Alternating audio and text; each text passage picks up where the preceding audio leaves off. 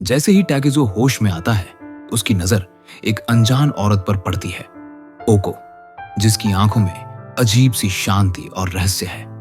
पास ही उसका जिगरी दोस्त माटाहाची बैठा है, जो उसे संभालने की कोशिश कर रहा है। टैकेज़ो घबरा कर उठता है और तुरंत बाहर निकलने की जिद करता है। उसकी सांसें तेज चल रही हैं और चेहरा अभी भी उस युद्ध के भय से भरा है जिसे वह पीछे छोड़ चुका है। वह माटाहाची से कहता है, यहां रुकना ठीक नहीं है, चलो निकलते हैं। लेकिन माटाहाची उसे रोकता है। माटाहाची धीरे से बोलता है, टैकेज़ो, तुम समझ नहीं रहे।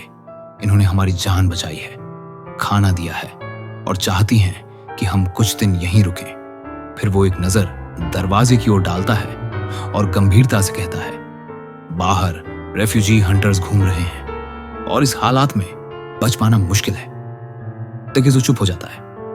ओको की बेटी अकेमी पर उसकी नजर पड़ती है, जो मासूमियत से उसे देख रही है। अब टैकेज़ो के सामने एक सवाल है, क्या बाहर की मौत से बचने के लिए वो इस अनजान छांव पर भरोसा कर सकता है? टैकेज़ो की आंखों में अभी भी असमंजस था। जैसे ही ओको ने कहा, हाँ टैकेज़ो, ये सही कह रहा है, तुम दोनों में से किसी को अकेमी से शादी करके यहीं रुक जाना चाहिए।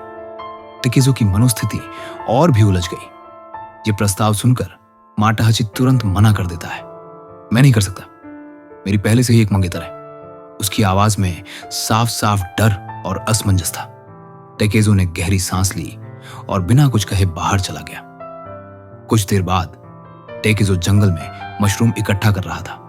तभी अचानक अकेमी आकर उसे जहरीले और सही मशरूम के बारे में बताने लगती है। टैकेज़ो को समझ में आता है कि इस छोटी सी लड़की की आंखों में कई राज छुपे हैं। दोनों के बीच बातचीत शुरू होती है और धीरे धीरे हम जान पाते हैं कि अकेमी महज 15 साल की है।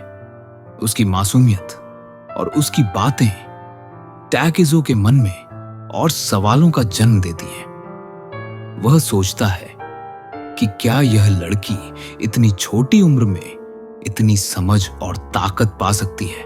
टैकेज़ो के लिए यह एक और चौंकाने वाली जानकारी थी जब अकेमी ने कहा, तुम 17 साल के हो। यह सुनकर वह शॉक हो जाती है, क्योंकि उसे तो लगता था कि टैकेज़ो कम से कम 30 साल का होगा।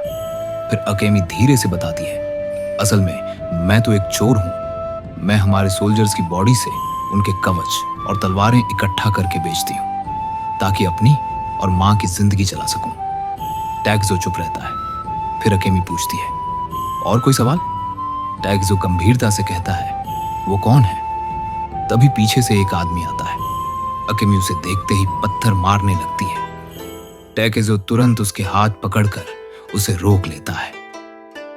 अकेमी गुस्से और दर्द में कांपती आवाज में कहती है, ये है सूजिका जितेन्मा, मेरे बाप का कातिल।